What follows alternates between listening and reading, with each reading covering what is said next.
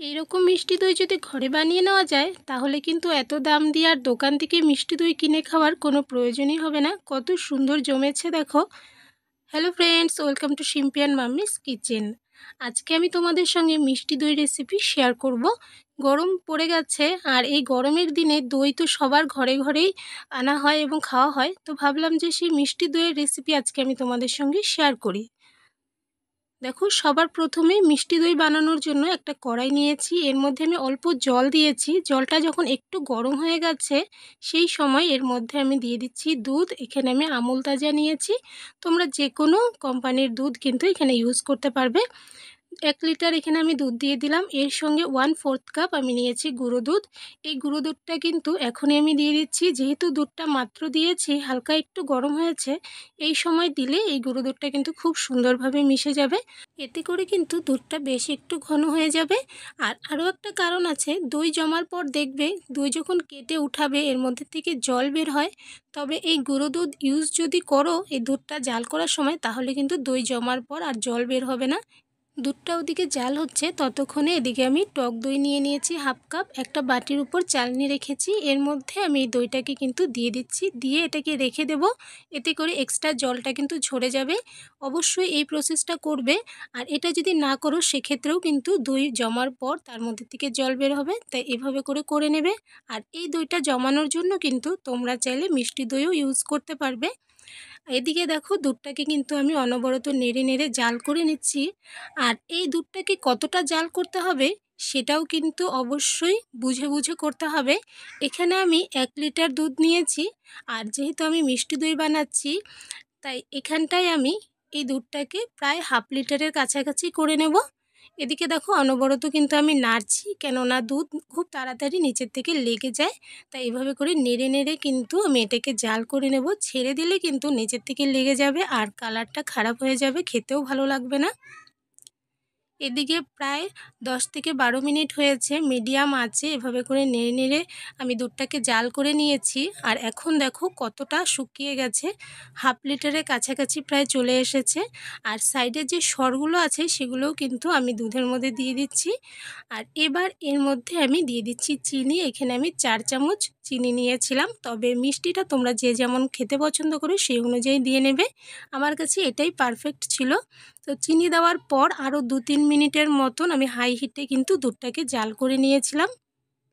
এদিকে দেখো, দুধ জাল হয়ে গেছে, গ্যাসটা আমি বন্ধ করে দিয়েছি। আর কতটা ঘন হয়েছে দেখো, এটাকে রেখে দিচ্ছি, ঠান্ডা হওয়ার পর কিন্তু এটা আরও ঘন হয়ে যাবে।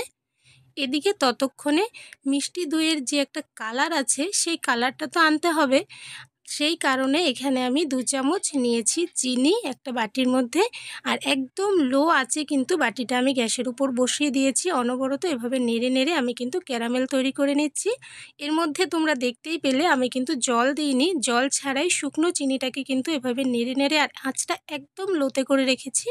এভাবে করে একটু সময় নিয়ে নাড়তে থাকলে দেখবে খুব তাড়াতাড়ি কিন্তু ক্যারামেলটা তৈরি হয়ে যাবে এবং পারফেক্ট তৈরি হবে। দেখো, এখানে কিন্তু চিনি গলে গিয়েছে। আর এদিকে দেখো বেশ সুন্দর একটা কালার এসে গেছে। এটাকে আমি আর বেশি কালার করব না। এই সময় এর মধ্যে আমি দিয়ে দিচ্ছি জল। এখানে অনেকে দুধ ইউজ করে, তবে দুধ দিলে বেশিরভাগ ক্ষেত্রেই কিন্তু দুধটা কেটে যায় বা ছানা হয়ে যায়। তাই অবশ্যই এখানে দুধের পরিবর্তে অল্প জল দিয়ে দেবে। এখানে আমি 1/4 কাপের মতন জল দিয়েছি, দিয়ে ভালো করে নেড়েচেড়ে মিশিয়ে নিচ্ছি। জল দেওয়ার পর প্রথমে দেখবে চাকা হয়ে যাবে, আর তারপর কিন্তু আস্তে আস্তে এভাবে করে গলে যাবে। জল দেওয়ার পর ক্যারামেলটাকে আরও 1 মিনিটের মতো জাল করে গ্যাস আমি বন্ধ করে দিয়েছি। এবার এদিকে দুধ নিয়ে নিলাম, যে দুধটা জাল করে রেখেছিলাম। আর এখন দেখো কতটা ঘন হয়ে গেছে। এবার এই দুধটাকে আমি দই বসানোর জন্য রেডি করব। আর দই বসানোর জন্য দুধ কিন্তু একদম ঠান্ডা করলে চলবে না, অল্প গরম থাকতে হবে। আর কতটা গরম থাকবে সেটা বোঝার জন্য আঙুলটা একটু ডুবিয়ে দেবে দুধের মধ্যে। যদি দেখো যে সহ্য করতে পারছো গরমটা, তবে বুঝবে যে এটা পারফেক্ট গরম আছে। সেই সময় কিন্তু দইটা রেডি করে নিতে হবে।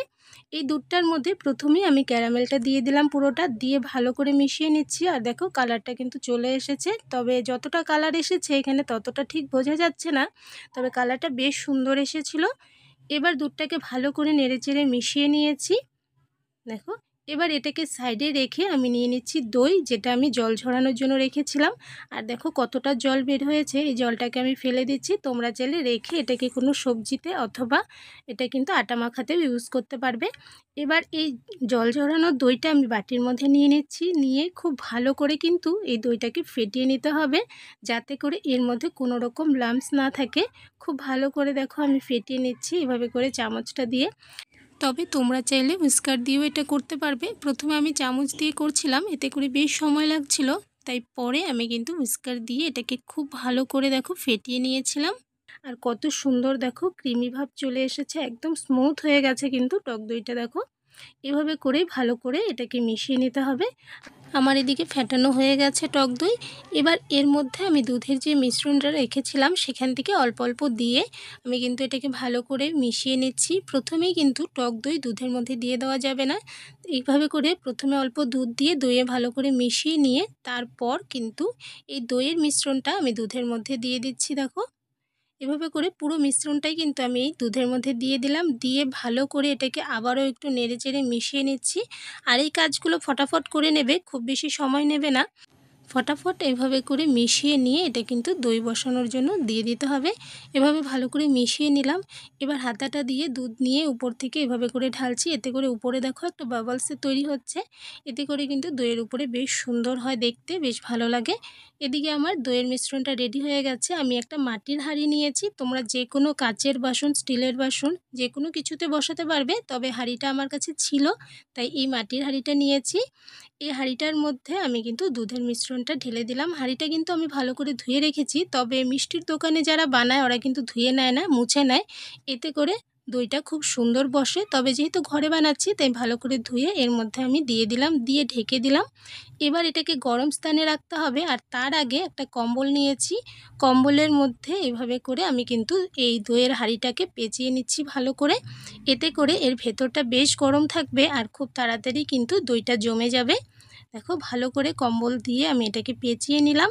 এবার এই দইটাকে আমি রেখে দিচ্ছি 8 থেকে 10 ঘন্টার জন্য।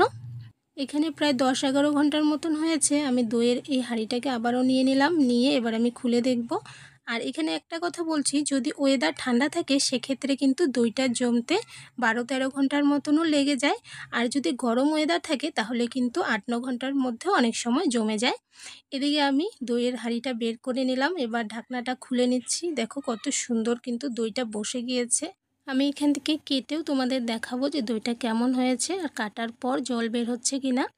আর আমার এই দইয়ের রেসিপি যদি তোমাদের ভালো লাগে অবশ্যই লাইক করো, কমেন্টস করো। আর আমার চ্যানেলে নতুন হয়ে থাকলে আমার চ্যানেলটাকে সাবস্ক্রাইব করে আমার পাশে থেকো। দেখো দইটা কত সুন্দর জমেছে। এভাবে করে অবশ্যই তোমরা এটা বানিয়ে নিও। আশা করছি তোমাদের কাছে অনেক ভালো লাগবে। আর এরকমই আরও একটা নতুন রেসিপি নিয়ে তোমাদের সঙ্গে আবারও দেখা হবে। তাহলে আজকের জন্য বাই বাই।